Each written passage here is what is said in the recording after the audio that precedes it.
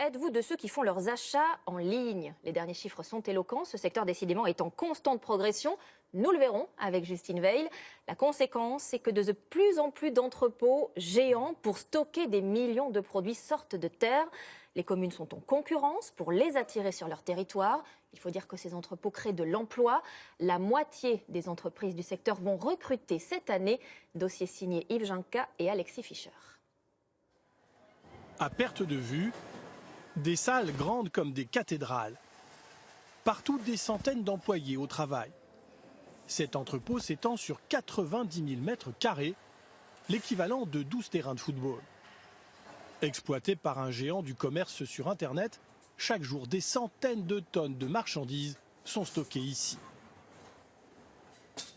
Vous allez trouver une diversité d'articles, vous trouvez 200 millions de références quand vous allez sur le site, des ustensiles pour la salle de bain, vous allez trouver encore des jouets ici, une rallonge là pour le jardinage. Tous ces produits sont ensuite sélectionnés par les opérateurs en fonction des commandes que les clients ont passées sur Internet. Chaque panier d'achat est constitué à la main. Les marchandises sont ensuite emballées et triées avant d'être expédiées par camion. Pour le directeur des opérations, le fait que cet entrepôt soit gigantesque ne présente que des avantages. Ça nous permet de faire plus facilement les colis. Quand vous êtes client et que vous commandez plusieurs articles dans un seul colis, avec ce grand centre, ça nous permet éventuellement d'avoir tous ces articles à disposition. Ce modèle logistique est tellement performant que les entrepôts géants ne cessent d'ouvrir. Cette année, 15 nouveaux sites s'implanteront. Au total, plus d'1 million de mètres carrés. Ce secteur génère de très nombreux emplois. Depuis son ouverture en 2013, cet entrepôt n'a cessé de recruter. Aujourd'hui, 1560 salariés y travaillent, dont 1200 en CDI à temps plein. Une aubaine pour la région de Douai, frappée par le chômage. Après plus de 10 ans d'intérim, avoir la chance de signer un CDI de nos jours, c'était une très bonne opportunité. 5 ans, j'étais demandeur d'emploi, donc c'était très difficile. Ça s'est passé très rapidement. En fin de compte, j'ai postulé, j'ai passé des tests. Au bout de 15 jours, j'étais rentrée dans l'entreprise d'abord en intérim. Et puis depuis le 26 décembre, je suis embauchée. Ces nombreuses créations d'emplois aiguisent la convoitise des maires.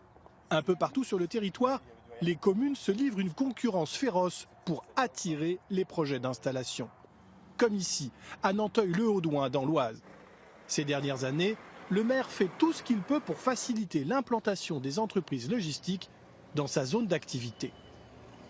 C'est pour faire venir de l'emploi, hein, c'est principal, parce que nous sommes une commune quand même défavorisée.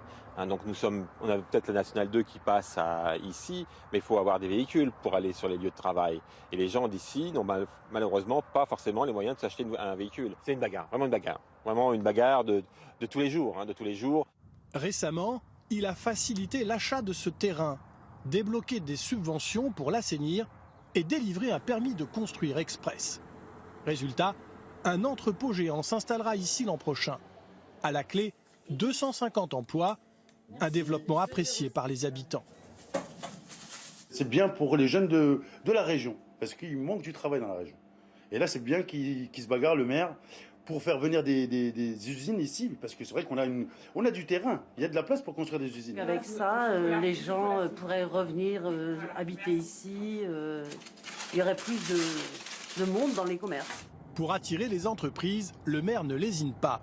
Il va mettre en place une navette depuis la gare, refaire l'école maternelle, installer une maison médicale et construire 90 logements sociaux comme ceux-ci. C'est la clé pour faire venir les entreprises, tout à fait. Développer comme ça son territoire. Oui, développer le territoire avec des infrastructures dignes de ce nom. Au total, plusieurs millions d'euros investis par la commune pour attirer les entreprises d'un secteur en croissance. L'an dernier, le marché du commerce sur Internet a augmenté de près de 15%.